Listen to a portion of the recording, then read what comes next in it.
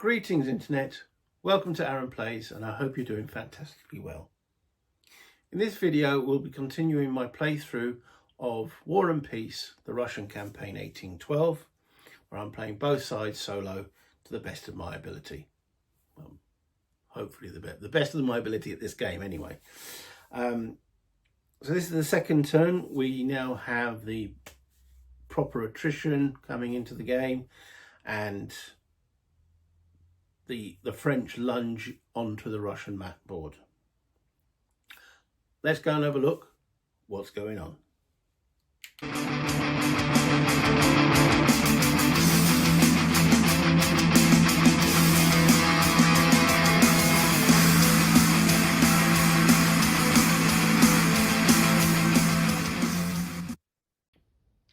So in the last turn, which was the first turn of the game, the French did a few initial skirmishes around the border here, and in the Russian turns the Russians just actually moved back into the hinterland.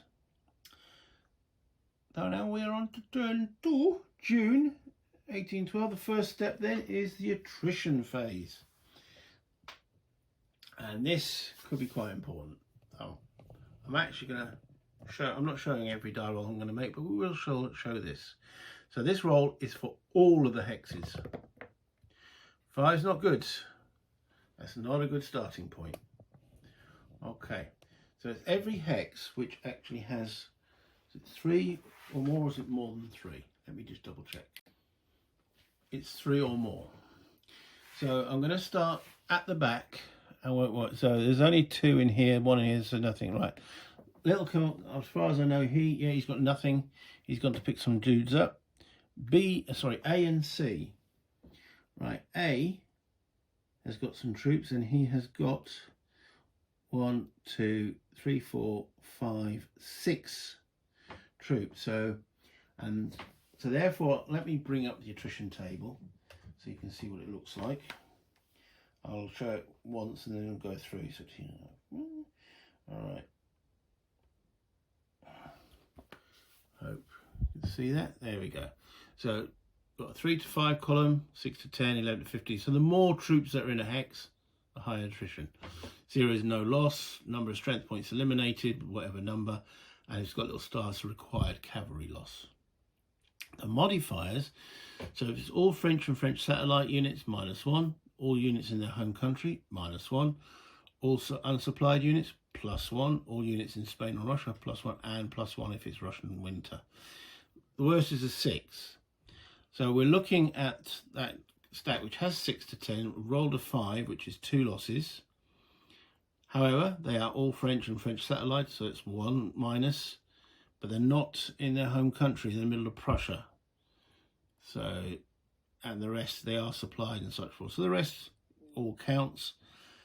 Oh, it doesn't count, so it's a -1. So 5 becomes a 4, so there's 1 loss off that stack. So that's this stack here. And the loss can be taken off any unit in the stack. It doesn't have to be proportionate combat proportional, but we ain't going to lose the Frenchman. So it's a Rhinelander that bites the dust.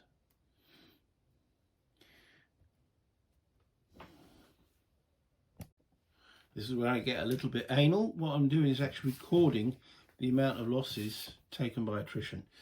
So that's that hex. I'll straighten these up to show that I've dealt with them. Next hex is Victor in Thorn. Victor has 1, 2, 3, 4, 5. So he's looking at the same column. So that 5 becomes a 4 because he's not in his home country, but he's French and French satellite. So he loses 1 unit from attrition. So that's now 2 losses. What's a lesses? Down to where Napoleon is, Bezeres and Commander B. Right, so Commander B has got no troops. Napoleon's got no troops, so it's just what Bezeres has, which is 2, 3, 4, 5, 6, 7, 8, 9. He's got 10, so it's that 6 to 10 column again. They're all French from French Satellite, -1. Home country, no. They're supplied, so it's going to be one loss again. So it's -1 on there. So the satellite units are taking the damage here, which is allowed. We're keeping the best food for the French. So he won't take one because he's only got one step, and neither will he. Right, little Commander B. Well, he's got a big stack. 1, 2, 3, 4, 5, 6, 7, 8, 9, 10, 11. He's actually got 12. So that moves him up one column. Now again, I'll show the table. Okay, so he's on this column. The die rolls are 5. They are French satellites. So it's down 1 to a 4, which is still 2. One of loss must be a cavalry. And they're not in Spain and Russia as yet. So it's 2 losses, one of which must be cavalry. So Italian cavalry bites the dust. And yeah, Italian infantry bites the dust. So that's 4 losses from attrition so far. Okay, so that's Commander B. Nay. He's got another quite big stack. 1, 2, 3, 4, 5, 6, 7, 8, 9. That's at 10. So we know that is 1 loss. That was the Dalmatians who bit the bullet there.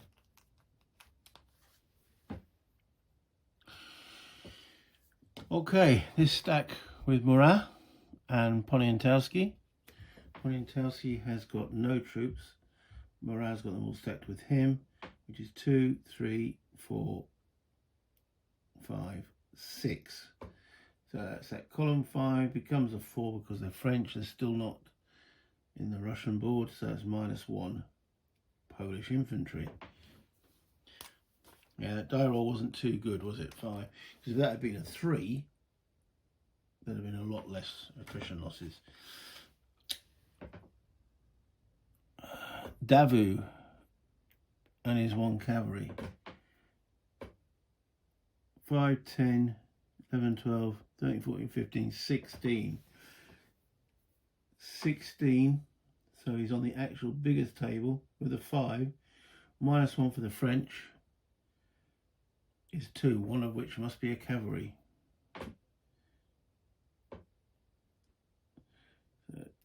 Swiss. Oh man, it's the French cavalry bites the bullet.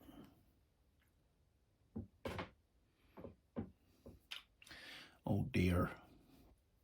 That's Davu. Yorick, Prussians.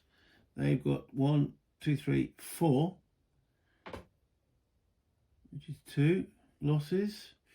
No, it's not. It's 0 losses on the 5. What other modifiers they got? Because they're not French, but they've just moved outside their home country, so no modifier there. So it stays on a 5. Yeah, they're all okay. Just there've been 6 of them that would have taken a loss. Okay, Commander D. Big D. He's only got 2 steps, so he's fine. Jerome Bonaparte. Jerome. He's got 2, 3, 4, 5, 6, 7, 8, 9. So he's in that 6 to 10. We know that's 1 loss. So we start to get to internalize the losses and where they're on the table. Schwarzenberg. He's got 1, 2, 3, 4, 5, 6. So he's in that 6th column. That's 2 losses. They've just moved outside their home country, so don't get a bonus there. They're definitely not French. They're in supply. They take 2, one of which must be cavalry. Ouch.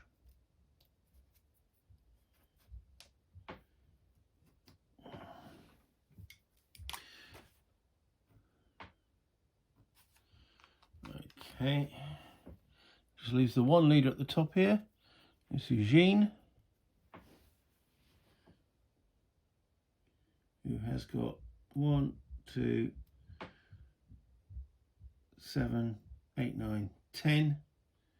10 losses, 5, but they are all French or French satellites. Is down 1, so they lose 1.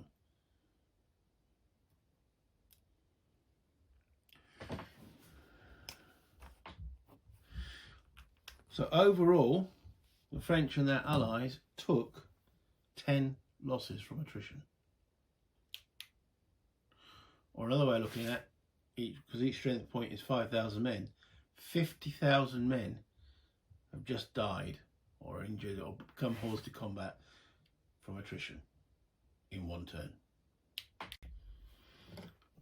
Another way to look at it, this big pile of counters here are the French losses since the beginning of the game. Most of them on their satellite units. Heavy. That's attrition. The alliance phase doesn't occur until much later in the game. The alliance phase doesn't come into it at the present moment until November. Reinforcement phase. We've got one new French dude coming in at Dresden. And we can replace, the French player may replace one strength point of satellite infantry each turn. Polish replacements enter at Warsaw. All other satellite nations are replaced at Dresden. Well, we took quite a lot of attrition there of the Allies, so let's stick a Polish unit in Warsaw. So we lost 10 from attrition, we gained 2 back. Not a very good exchange rate.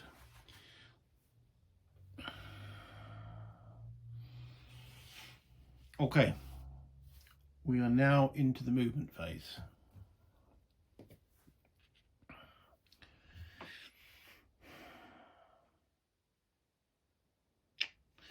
Where to go, what to do,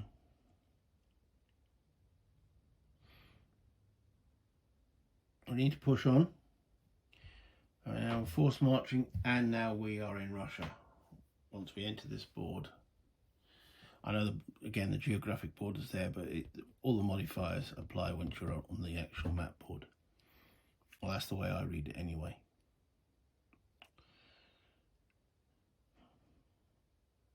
Smolensk has got to be the obvious target. It's from Smolensk that we will decide, or the Emperor will decide, are we going St. Petersburg or Moscow?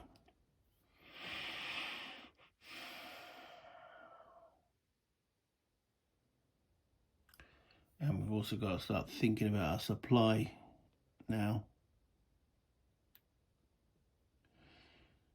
Okay, so we'll look at the southern part of the front here. We've got Jerome. We've only got Davout and Napoleon, the only 2 commanders with more than 1 on their combat modifier. Where can the Emperor get to? He can move, so it'll be 1, 2, 3, 4, 5, 6, 7, 8, 9, 10, or 1, 2, 3, 4, 5, 6, 7, 8. That's probably where I want to get to. So we can at least start attacking. So let's move, well, that's, what troops can we get there is another vital question. 1, 2, 3, 4, 5. Eugene, 1, 2, 3, 4. Okay, so let's determine that first. Eugene with fair few infantry. We're not crossing a river here. If you start on the river, it's not classed as crossing it. So let's just zoom a little bit in on that. There we go. So he's going 1, 2, 3, 4.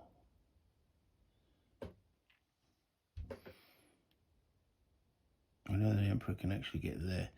All right. Oh, wait, hold on. 1, 2, 3. Yes, the infantry can only move 3.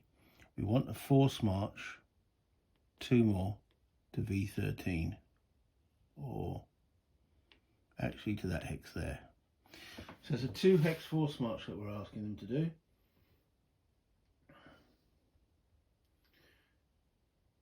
When I look at the force march, 2 hexes, so they are all French units. Are they though? Eugene.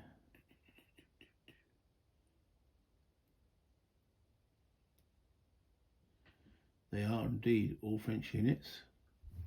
So that's -1.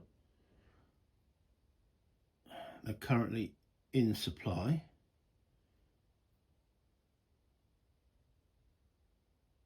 But there's also a +1 because they're now in Russia. So I'm rolling the dice. They want 2 hexes. They rolled a 4.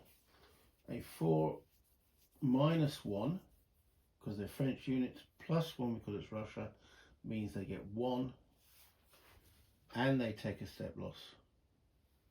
They don't quite make it. And Eugene loses a strength point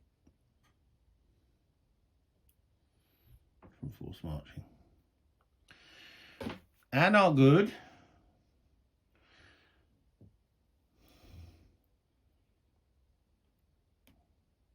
Well, looks like we can't get, because Marat 2, 4, or 1, 2, 3. No, they're not going to get into that hex. Force D has got a river to cross, so it looks like there will be no French attacks this turn. I needed a Eugene to get to there, and he didn't.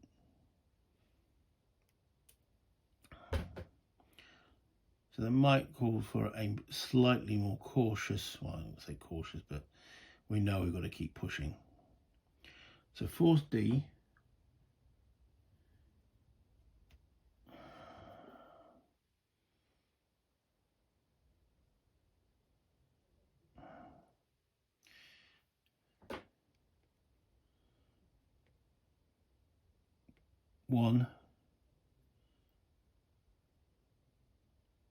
One, 2, 3, and it's going to want to force march into Vilna. So it's 1 hex. They rolled a 6. They don't get there, but there's no losses. So we're only after 1 movement point.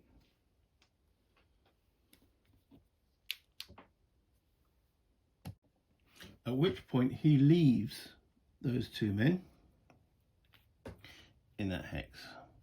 So he's moved 1, 2, 3, 4, 5, 6, 7, 8, 9, 10. It's going to be a constant shuffle of troops moving forward. So remember, I'm tracing supply from Königsberg. Doesn't need to be a French troop in there because it is a supply source, but I'm going to need to put something 1, 2, 3 here. So we need something left in that hex to be my supply. So Davout has got quite a few chaps.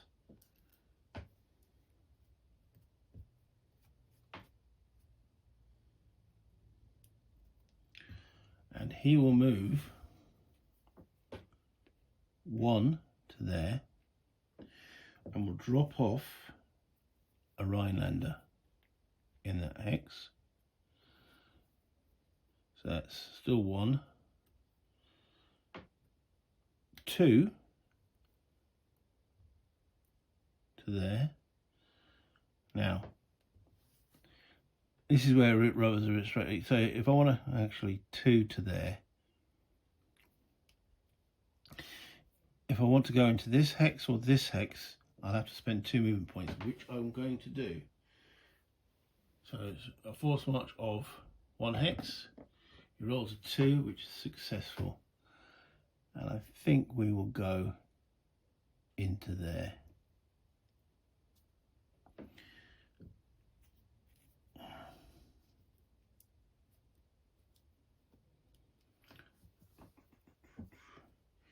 We're actually going to leave additional Rhinelander there.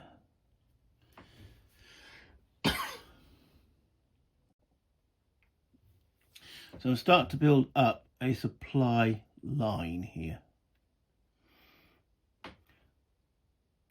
So I'm going to take it from that supply source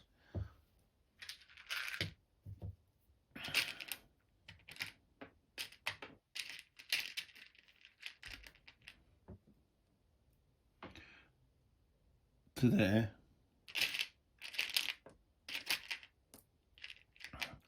and to there, because it's 3 movement points, so it's 1, 2, 3 into there.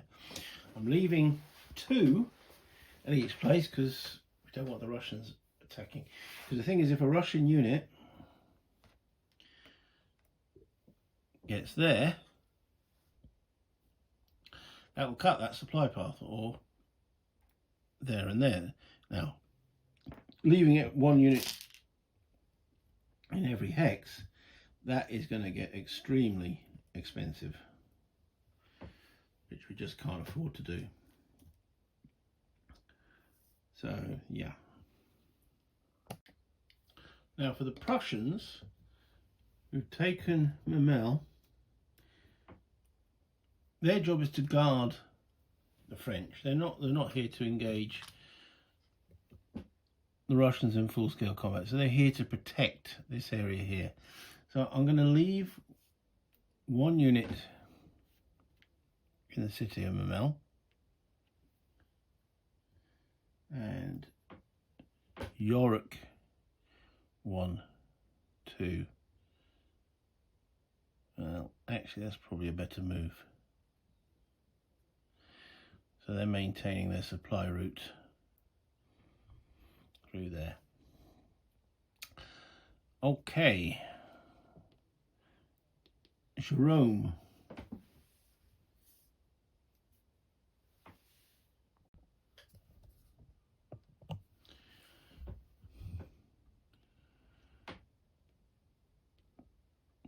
Now we're looking from the supply line from Warsaw.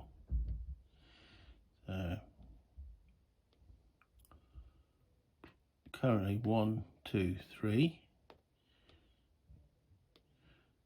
Through this marsh is awful.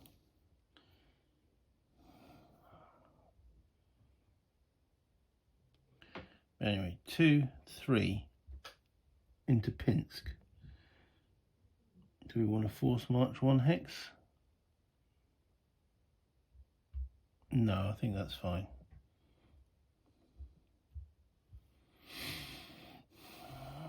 Then we have Morat and Poniatowski. Poniatowski has no troops. Morat does. There's Morat. Okay. So they're all cavalry.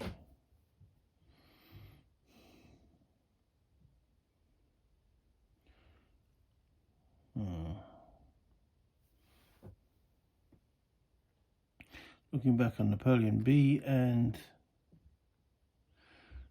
Bezier B. He hasn't got any troops. He's actually going to take troops off Bezier. 1, 2. Definitely none of the guard.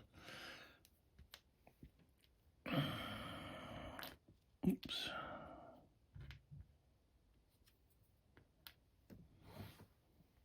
So Commander B goes 1.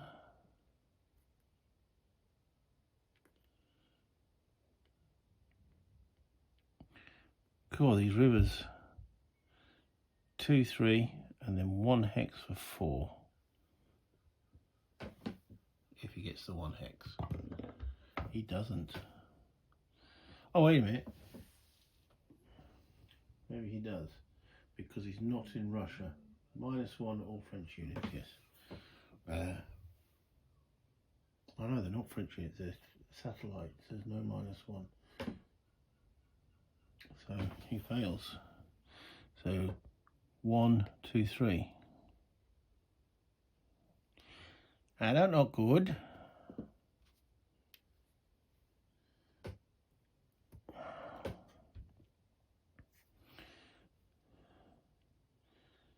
So we're going to use the grey to denote. I'll take that blue off for the moment. This supply path.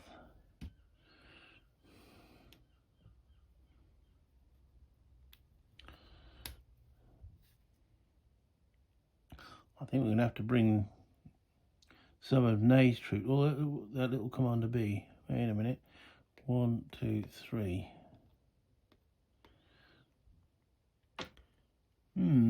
What's Ney got?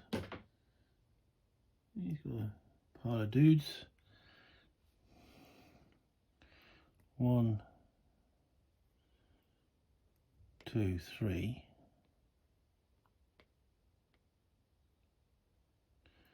One hex there.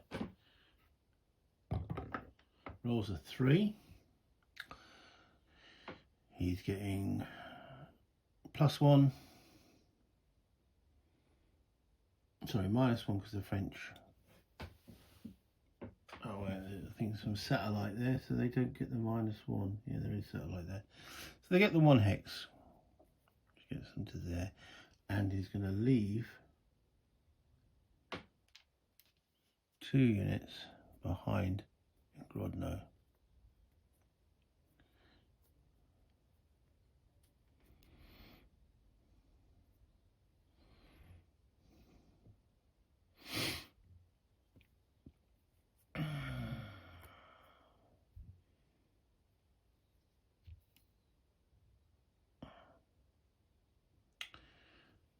Then Commander B, little B, he's going to go 1, 2, 3.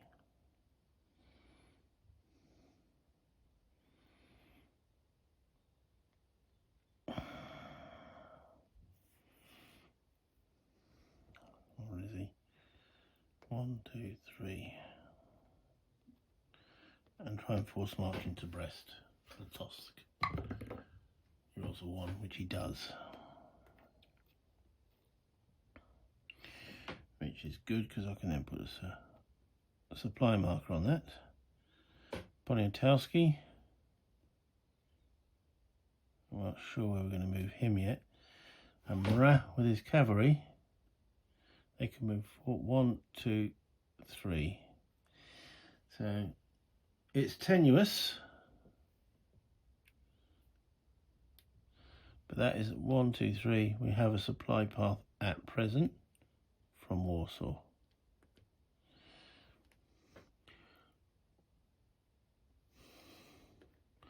Okay, so Officer D has got no troops, so he is going 1, 2, 3, 4, 5, 6, 7, 8, 9, 10. Up the top there. Little A, gonna go 1, 2, 3, 4, 5. Ready for next time. So we'll take those off to bring those 2 guys back.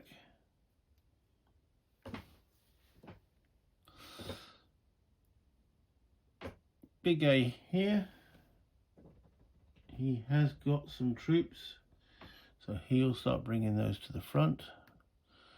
1, 2, 3, want to force march 1 hex. Rolls a 5. Okay, so they are not all French, but they are not in their home country, so no modified. 5 is sort. They only wanted 1 hex, so there they go. General C has got no troops, so he'll go back to Dresden to pick up that guy, and probably next turn's reinforcement as well. So a continual funneling of units. Victor, who has got 1, 2, 3, 4, 5 infantry, will move forward. 1, 2, 3, and force march 1 hex into there. Rolls a 2, that's successful.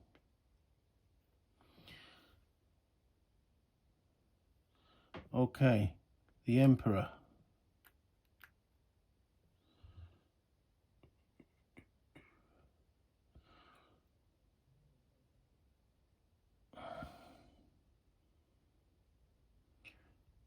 One, 2, 3, 4, 5, 6, 7, 8 with Eugene. And Bezier with a guard. 1, 2, 3. I'm going to force march them 2 hexes. But the all guard unit is -2. Roll a 3 becomes a 1. They're quite comfortable with that. These old grognards. 1, 2. And Poniatowski will go back to Warsaw. Okay, and that's the French movement. Sorry, I just realised that some of those latter moves were off camera. So Napoleon's moved up to here with Eugene. I don't know if that's a wise decision. It is, I suppose, because he's got Ney behind him. Eugene has got a core there, effectively.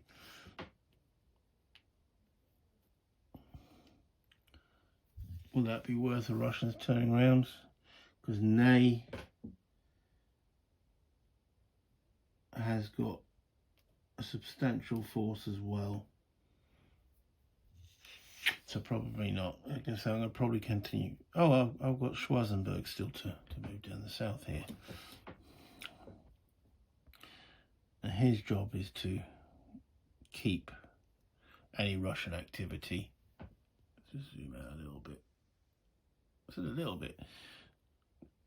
So they're going to go 1, 2, 3.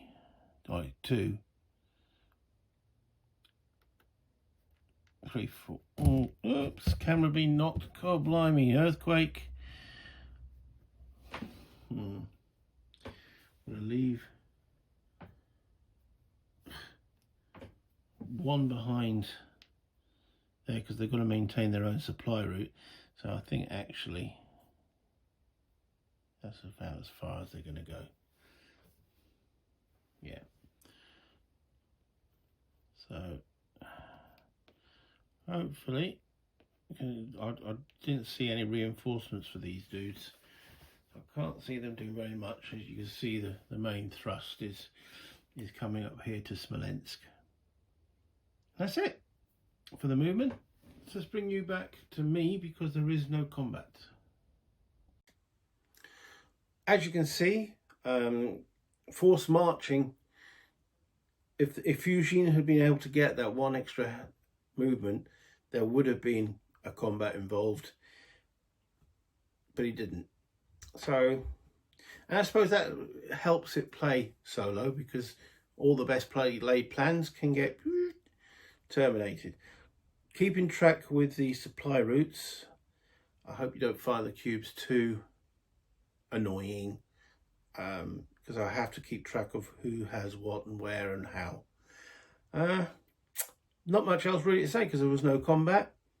The French pushing on. They took 10 losses. I mean, it was a bad roll from attrition.